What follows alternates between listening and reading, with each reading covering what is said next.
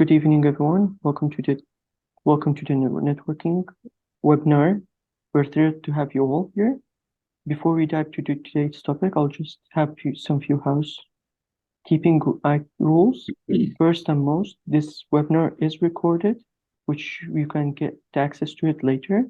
And let's get to our agenda, which we have the privilege of hosting Gavin Toole, who will be sharing one of his valuable insight in one of his topics. After the presentation, we'll open the floor for you to ask questions. Please use the chat in the Zoom to submit your questions, and we will do our best to address them. And without further ado, let's begin to our webinar. And please give a warm welcome to our guest speaker, Gavin Toole, who will be sharing his expertise to today's topic. And the floor is yours, Gavin. All right, thank you. Just quick confirmation, thumbs up if you can hear me. All right. So I was originally asked to do a presentation on data analytics and financial information. And I appreciate there's lots of information out there on financial, so I asked if I could do something a bit different. And through that, I've come up with a data analysis and visualization. And as part of the project I did for my U of T course, a boot camp course. So, and I will provide some information on my work as well. So as mentioned, my name is Gavin Toole. I'm currently the superintendent of the learning and development operation at Valley for the North Atlantic organization. And I'm also a data enthusiast. As you can see by my background, I'm also on the board as treasurer for the Institute Performance and Learning. And I'm also a treasurer with Skills Canada, Newfoundland and Labrador. I've enjoyed data for the longest time. I've always tried to provide information that we can tell a story with, but I've also tried to make sure that we can tell the same story across our organization. Which is why I really started into it, because a lot of people were getting lots of different data and not really sure which ones were right. My start in data analytics was really around Excel, Excel spreadsheets, some cheap graphs that you can build in Excel. And from there, I ended up exploring some of the Power BI information. And this is where some of my struggles came in, as I had to learn a somewhat new language in how to calculate things in Power BI. There was some more data modeling involved in Power BI.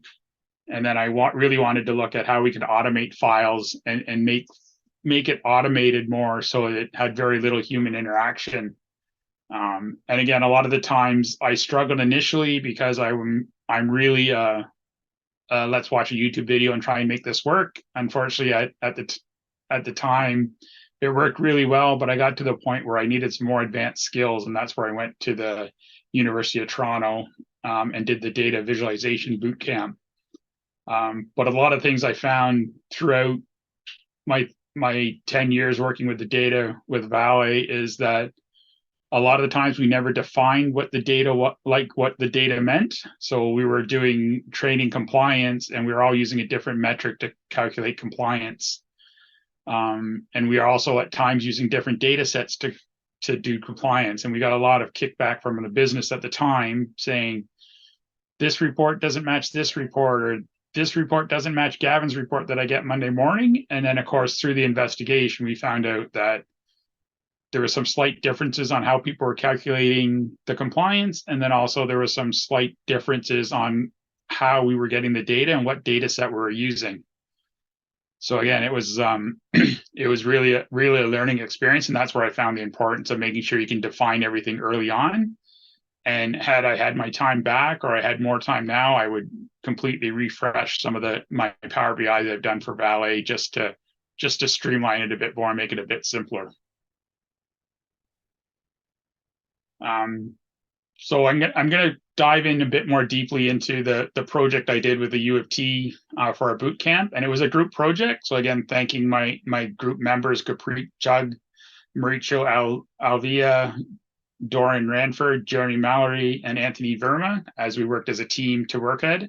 And really the project was divided into four main steps. So there was an extraction, extracting the data, and then also using how to use GitHub, the collaboration, so we could share code and everything else, transforming and loading the data, visualization of the data, and machine learning.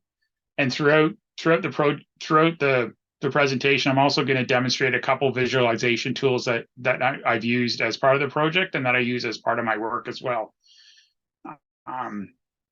And just quickly, when we want to look at, like, we really want to, when we're doing our data, we want to look at extracting the data. So where are we getting the data from? Is it a reliable source? Is it a source that's going to get kept up to date? And that information, and then transforming the data. And again, there's a number of ways to do this, which we'll talk about. But are we going to use Python? Are you just going to data model it in Power BI? Are you going to use SQL? And then loading the data for storage for your advanced visualizations. So again, using JavaScript potentially for visualizations, using Power BI, using Tableau, or creating apps or something for that visualization. So we can get our data sources from many files. We can get them from CSV files. We can get them from JSON files. You can get HTML tables, SQL databases, or spreadsheets. And really, you want to find out where your data is coming from. You want to make sure it's a reliable source. And then also, depending on what people are asking, you want to make sure that it's ethical sources of data too, that they're going to use the data ethically and not for evil or not for finding blame or something. You really want to make sure you're getting your data and that it's reputable. And what we found, and the one project I did for work, what we found is I was taking all the learning history data we had and doing calculations.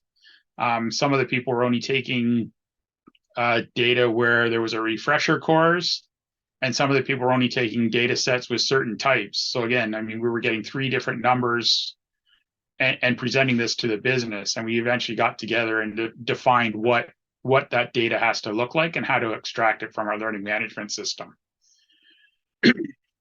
So again, I mean, just the importance of making sure you know what story you want to tell at the end, which is always kind of what people want to see. From the transforming the data. So this is where, again, you can use Python, you can use VS Code, you could use SQL databases, you can use almost anything to help clean your data. But again, I mean, it's cleaning the data so you can get it to a point where that you can make your visualizations a bit easier. So again, we cleaned a lot of our data with Python, and we did a bit with SQL as well, ProgressSQL. But again, you want to make sure you can transform it so that it's more easily readable for your visualizations, and you don't have to do a lot once you get to the visualization side. And unfortunately, that's what I've learned through my experiences with Power BI, is that I didn't clean the data very well initially. So I do a lot of work in the transformation and some of the work in the visualization side as well to get the data that's required.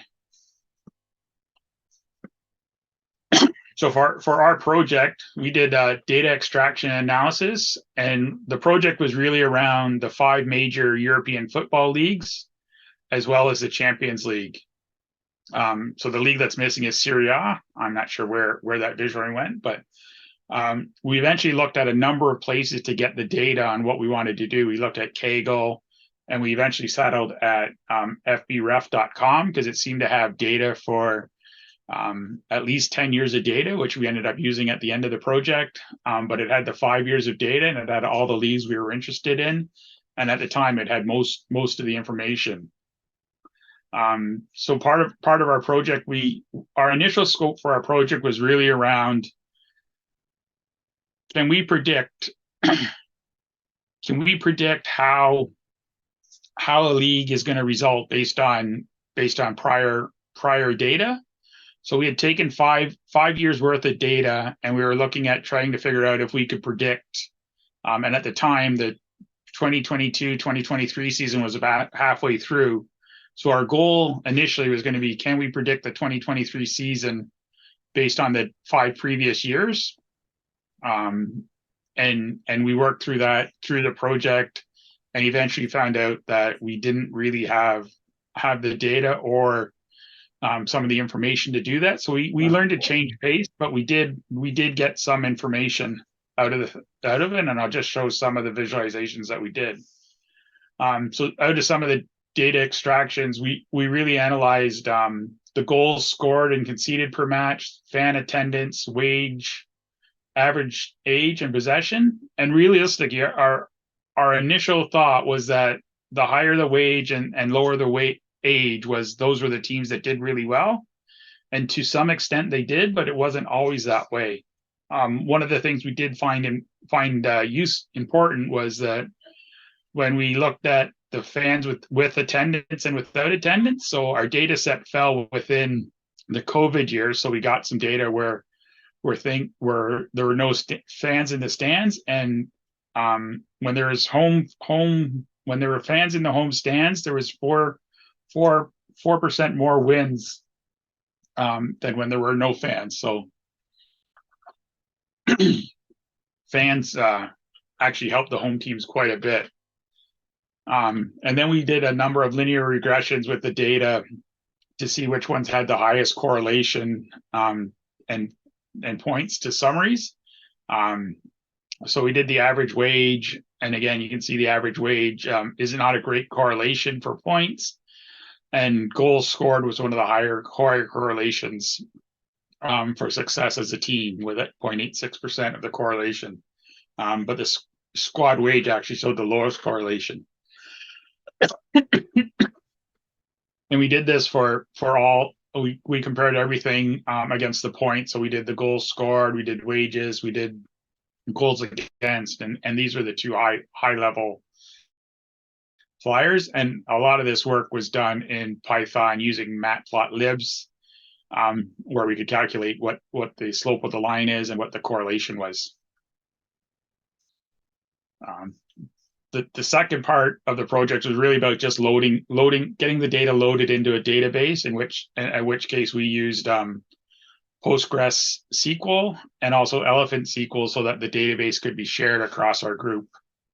And one of the things that I like, and again with the Postgres SQL and most SQL databases, you can draw your diagrams and show all your relationships between your tables, so that you should be able to calculate what you need to do in your visualization side. So spending a bit of time setting up your data so that it can be easily visualized is one of the things that I wish I had done more of early on in my projects. But I definitely spend the time now to look at my data, look at the data tables, determining what data I need in those tables. And then again, depending, do you need a date table? Do you need a timetable, something to be able to link all your data together so you can do some visualizations.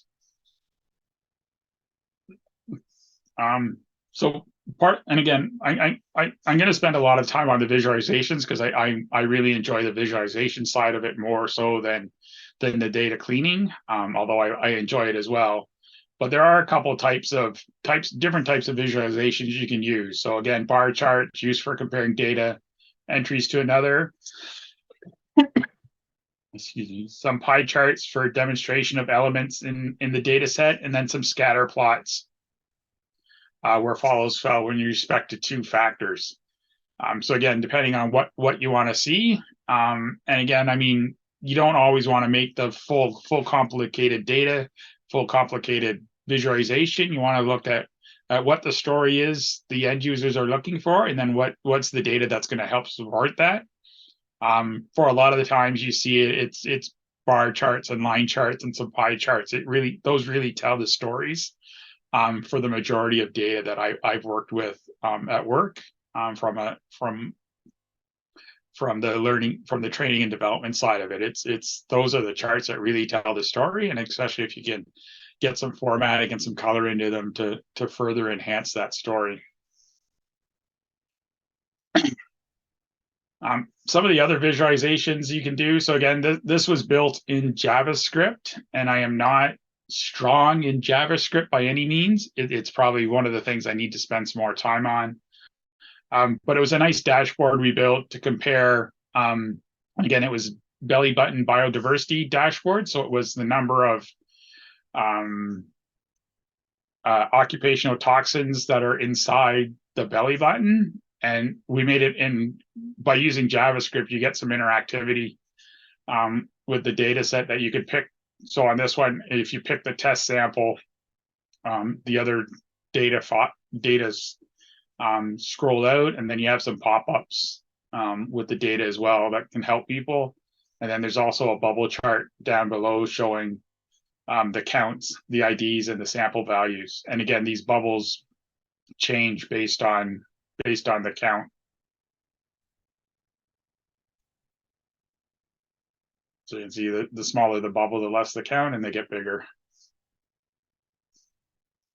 And again, that it's retrieved from my bootcamp submission, so I do have a GitHub account, and that was the account where it was changed from.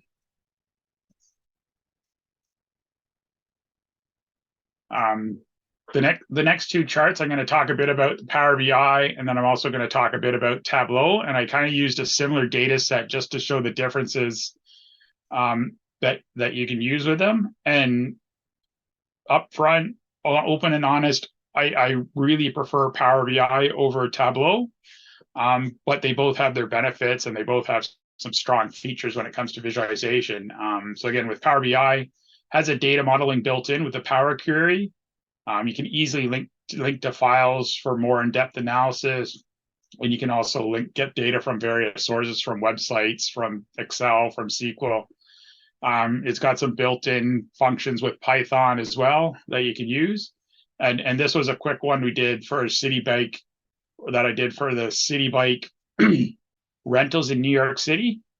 And I quickly just created a, so the nice thing with Power BI, you can have multiple visualizations on one page. And this one really I took the map of the starting point of all the locations. I graphed in the with a bar chart on the popularity of them, so the number of rides, and then what type of bikes are rented, whether it's a classic bike, an electric bike, or a docked bike, and then how many people are renting based on the whether they're a member with the City Bike or whether they're just a casual rider. And with Power BI, as you click on any of these visuals, it'll filter all the other visuals out, so you can see where they are, and just clicking back in it, it'll click it out. And then I also put a date up here, so people wanted to see, say they wanted to see the ridership in February, you can quickly pick just the month of February and get all the information for that month.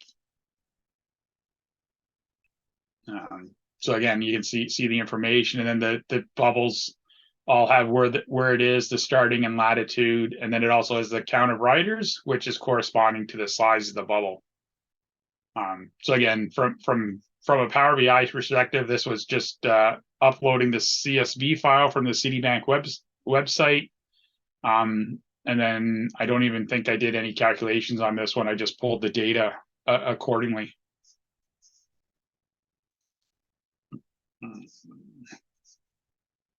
And then from Tableau, I found the data modeling isn't as strong. The visualizations are quicker to build, and you get a few more examples from them. So I like it from that side.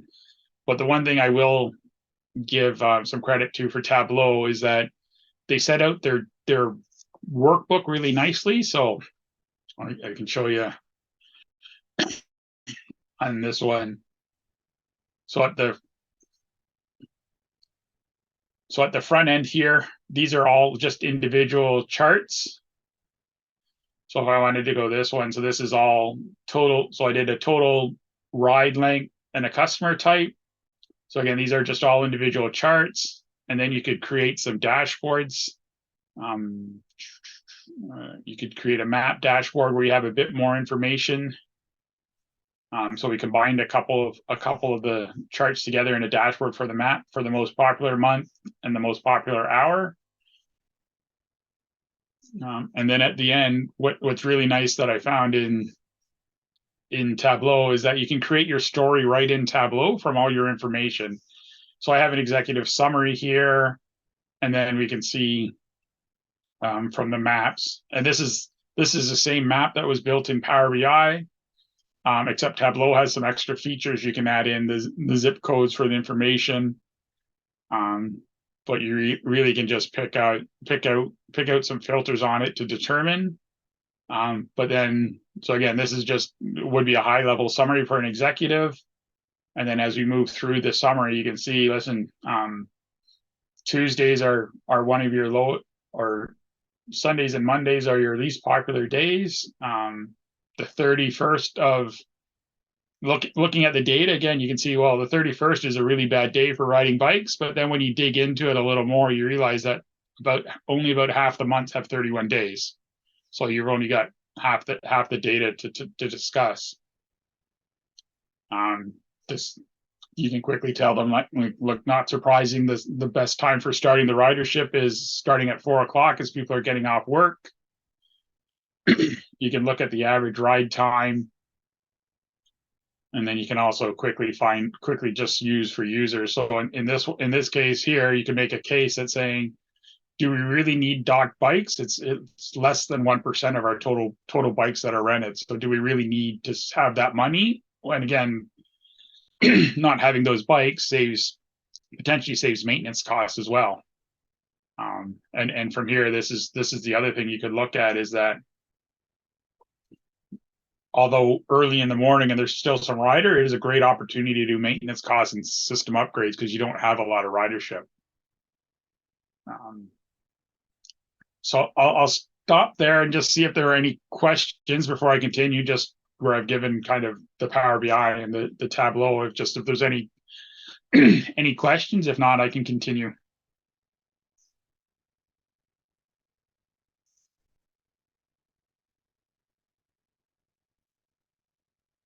I have a question. Yep. Yeah, so in the football project, did you scrape the data from the IREF website, or did you download it? We ended up, so I'm going to get into that a bit more, but we ended up so we did use Python and did the first part of the project. We could do a straight PD HTML read to get the data.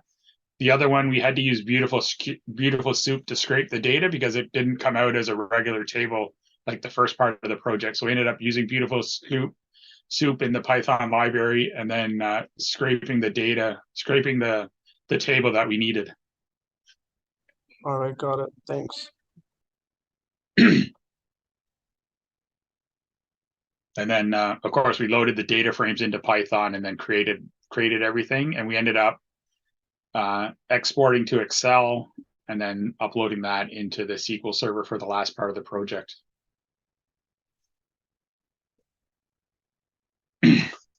So the final part of the U of T project was really about doing some machine learning and then determining what you could do from an app side. So we looked at some unsupervised machine learning to be able to cluster the teams into different buckets.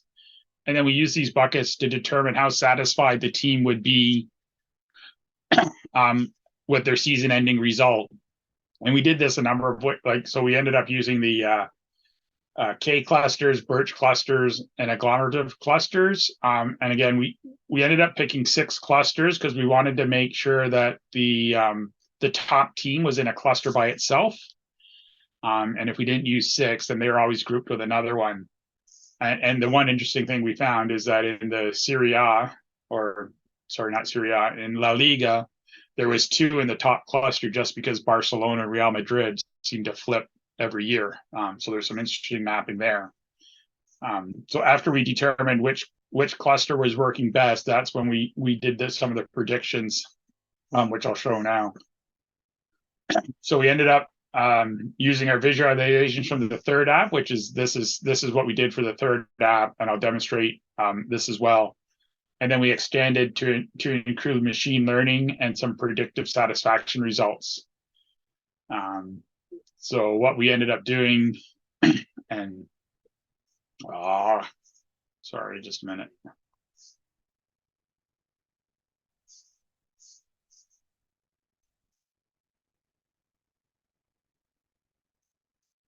Sorry.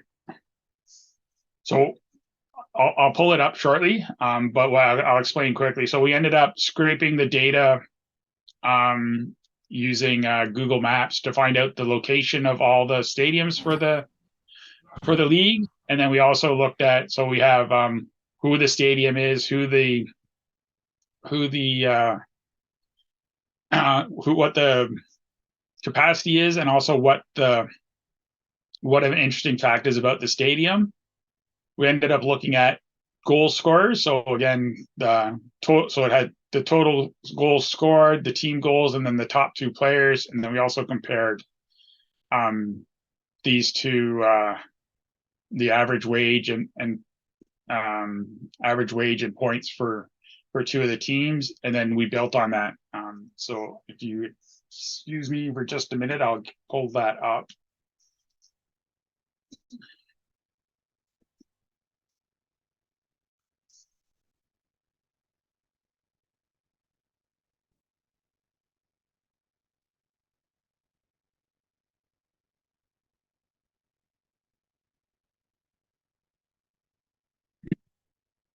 So this is the data. This is the data we scraped for all the leagues, and with the map, you can quickly see that you have Carroll Road, Norwich City, the capacity, and then we just picked a fun fact, which all the stadiums had, and we got a lot of the information from Wikipedia at the time.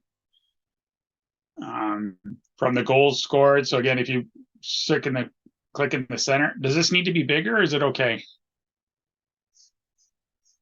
If it could be a little bit bigger. Sorry about that. Perfect. All right.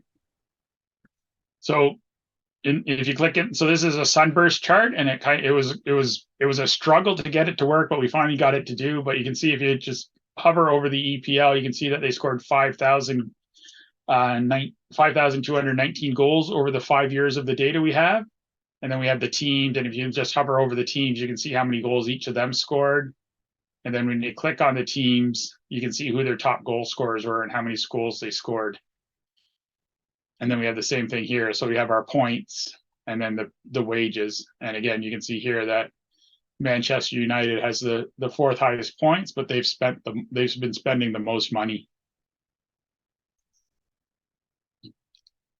So then we built on that as part of our machine learning to look at that a satisfaction rating, which again, you could use this in an HR setting or you could use it in anything. But as you pick a team, you can see how they fared against the top team. So again, there's a 16% point differential. They had more draws. They had less goals for, more goals against, and you can kind of just see how they rate.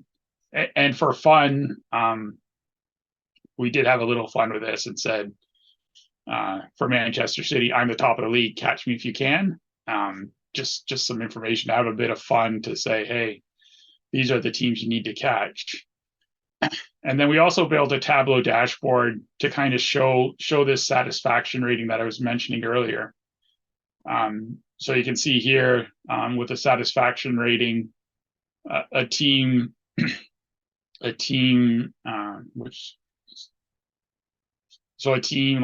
like this team here, they finished fourth in the league. So they're the fourth cluster. So that's the third from the bottom cluster.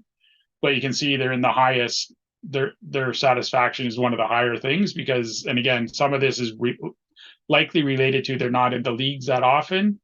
And one of the things I'll pick on the EPL because I'm a bit more familiar with how that league works. But you can see here Brentford, who's at the top, who's in the third ling. But again, I mean, they have a satisfaction rating of 75, and the satisfaction rating is based on the score, the points and the league placing. But you can see that they've only been in the league 2 seasons, but they did very well those 2 seasons in the Premier League. We have our clustering that we wanted to highlight. Some of the data set we had and our K means inertial scored to see what the right number of clusters would be. And ideally it's probably in the 3 to 4 range. But we wanted 6 so that we could get the top teams by their own. And then some of the features we looked at from a standpoint of what are the top teams doing against the lower teams. And again, people could use this from a standpoint of saying losses. So again, if I'm in this sixth cluster, realistically, if I want to improve, I need to have about 4 less losses per season, if not a few more, just to start moving. So managers, leaders could look at this and say, hey, what do I need to do to improve? And then some of the differences high level between the clusters. So again, huge sums of money between the top and the bottom clusters. But depending on where you are, you may not need to spend that much more money to move up a couple places. And for a lot of these leagues, all they want to do is move up a couple places so that they don't get relegated. Because as long as they stay in the top division, they get a bit more money. And just looking at the goals, there's not a lot of difference, a little bit of difference in percentage. But the goals against, you can see there's another huge difference as you start going through. So again, we presented this as a football summary, but realistically, you could use the same analysis to do employee satisfaction results or employee satisfaction surveys.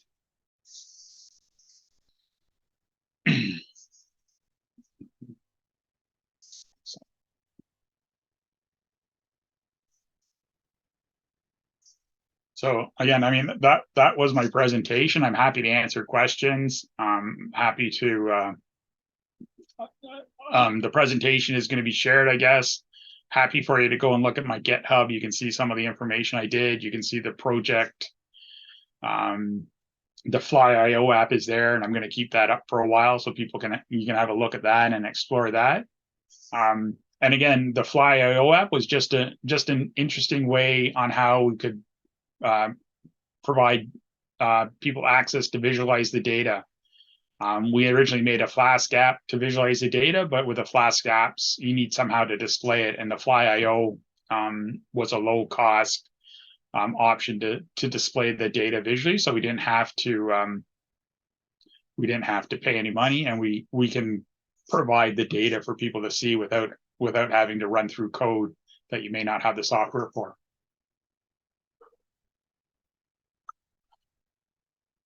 We do have a question in the chat.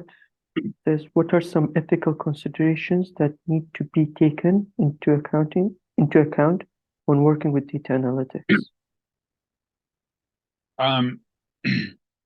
So some of the, and again, this is a fairly broad topic, and I know we did talk about a bit of it in our course. And the question is, what are you using the data for? So are you using it for finding what information are you trying to find, right? Depending on what you're using.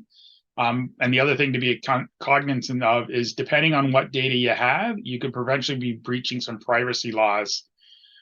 Because if you have enough of the right data, and I think you only need I think depending on what data you're getting, if you get the area code and the name, you can get a lot of data from that. You can get a lot of data and breach some privacy laws.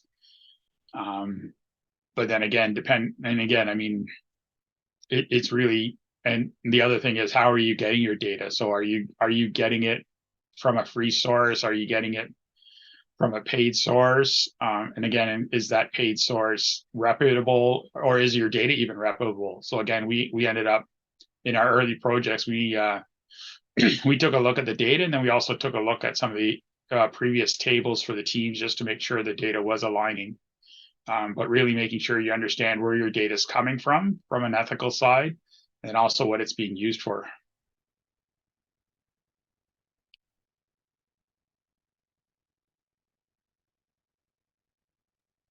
We also have another chat. Great presentation, Gavin. What are some of your thoughts on how does data analytics and AI intersect, and what are some implications for the future work? So I know, yeah. So the AI stuff, I use Chat GPT regularly during my course to help me with some coding. And again, I mean, it helps develop the code. You still need to understand the code, what you're doing it. But then also with the machine learning, I know one of the projects, they loaded in a bunch of flowers, and then they randomly picked flowers from the website and got their machine algorithm to predict what type of flower it was. And for the most part, they were about 80% accurate on those predictions. But I only see AI helping. It definitely helped me throughout the course to understand how to do a few things, but then also with the machine learning and that AI,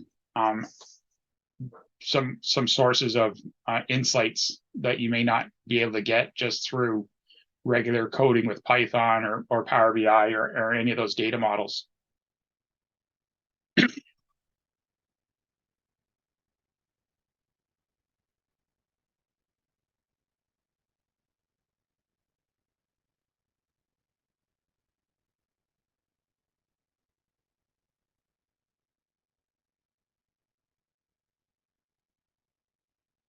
Continuing to that question, they are asking, would you rather prefer using ChatGPT for coding or GitHub for Copilot?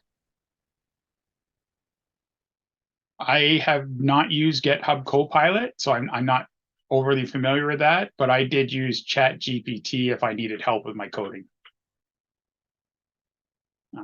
The Copilot, I haven't used in the past, and I know that there's a lot of programs coming out with the co-piloting now. I just haven't had a chance to use it.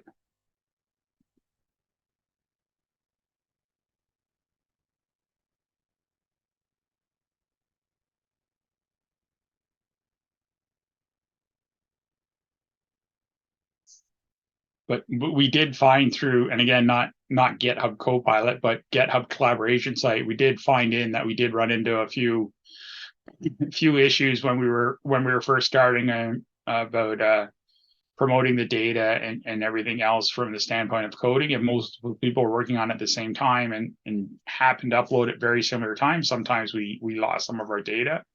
But just the importance of making sure that whoever's your lead on your GitHub account is reviewing it and publishing stuff in the right order.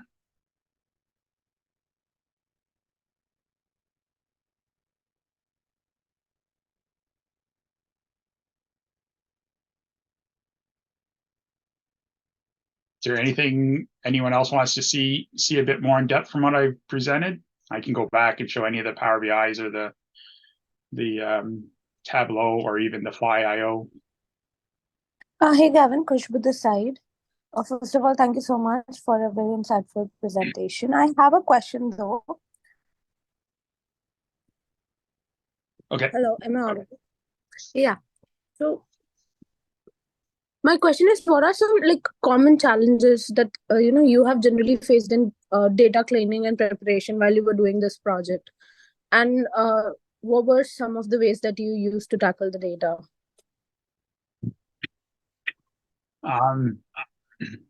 So some of the challenges we had is that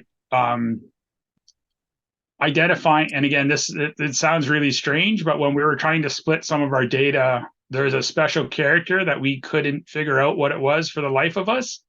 It looked like a dash. It looked like a long dash. We couldn't figure it out what it was, but we ended up just splitting till we got to that character and then copying that character. So trying to understand what all your characters are if you're trying to split your data. And then of course, if you're joining your data, you want to make sure you're understanding how if you're doing a left join or a full join, a right join, just understand how you're joining it, because a couple of times we all kind of picked a different league to get the initial data, and a couple of us did left joins, a couple of us did right joins. And then when we went to combine the data after, we found a bunch of errors throughout the information. So kind of having a data strategy up front. Me personally, from the standpoint of the work I've done with Valet on the training, it's linking the data correctly, and also making sure that it is available. So sometimes I've saved things in my hard drive, and then data doesn't refresh if it's saved on my hard drive, but I need to get it to the right spot. And the other biggest drawback I probably have from when I started is because I started in Excel and I just wrote lines and lines of formulas. But now, once I learned coding, I realized that if you start formatting your font formulas, it's a lot easier for people to follow if you have to share your data. So the one of the things I've done now is I'm taking my time and really formatting my formulas so that somebody else could read it and make quick sense of it. And the guys at SQBI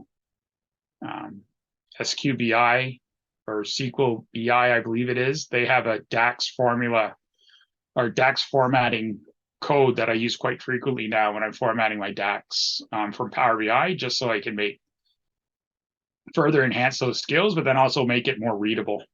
And that's one of the big things that we were taught early on in the program is commenting your code correctly, so people know. So people, if somebody's troubleshooting, they're able to help more quickly. Okay, got it. Thank you so much. Hi Gavin, I had a query too. So recently one of our professors had posted a really good real-time model of the population growth in Canada, which included deaths and so on. So when I was looking at that, it just seemed a little too excessive. At the same time, I want to know what are the most common mistakes that people make while transforming their data into visualizations.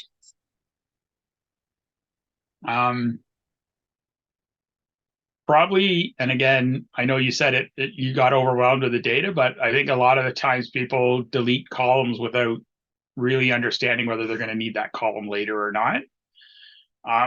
But it's really about understanding what you want to present at the end. So again, if you get the population summary data, what's the question you're trying to answer? And then that should help you drive your modeling and what columns you need or what data you need to present that story.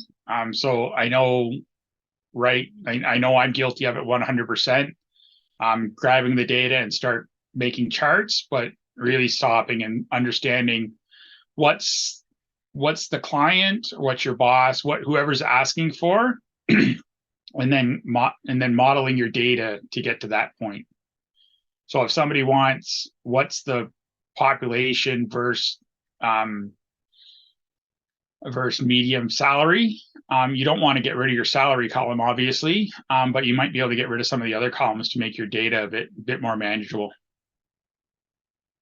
Yeah, I would love to share the visualization in the chat with you. It's on Statistics Canada. Yeah, I've just posted it there. You could have a look. I found it pretty insightful. When I had first seen it, I thought it was really great. But at the same time, it was more visual based than seeing actual data. So yeah. Yeah. I think a couple people on our U of T course did some of the population type data for their projects and use some of the Stats Canada stuff. But yeah, depending on if you only see the data, then sometimes, or if you only see the visualizations, it's tough to understand where that data came from at times as well. Yes. Thanks for answering the question. You're welcome. Well, thank you for allowing me to present my work. Yeah. I really enjoy talking about data, and it's nice to talk to it. Thanks for the questions. I hope I answered them. But again, thank you for this opportunity. Thank you for joining us today, and thank you for everyone who was here. Today's presentation hopefully everyone found it valuable and engaging. And as a reminder, the recording of the webinar will be available shortly. And everyone stay connected with the George Brown Analytics Club in LinkedIn for our upcoming events. And we will look forward to see you in our future webinars and events. Thank you, everyone, and thank you, Gavin, for today. Oh, you're welcome.